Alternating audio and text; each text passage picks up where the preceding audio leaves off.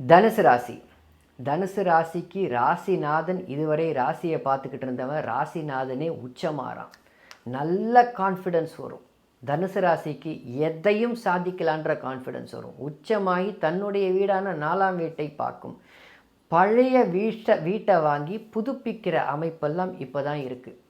ஏற்கனவே நம்ம வீடு பழசாக இருக்குது, நம்ம இதை புதுப்பிக்கணும், ரெனோவேஷன் பண்ணணும் அப்படின்னு நினச்சிங்கன்னா அற்புதமான காலகட்டம் 2026 ரெனோவேஷன் சிறப்பாக முடியும் அப்படின்றதுல எந்த மாற்று கருத்தும் கிடையாது. தனுசு ராசிக்கு மட்டும் இருக்கிற இடத்துலேருந்து அவங்கள நகர்த்தக்கூடிய அமைப்புகள் உருவாகும். வேலையாக இருந்தாலும் சரி, இல்லை சின்ன சின்ன ஒரு சில ப்ராஜெக்டுக்காக போயிட்டு வரத்துக்காக இருந்தாலும் சரி, இதெல்லாம் நன்றாக அமையும்.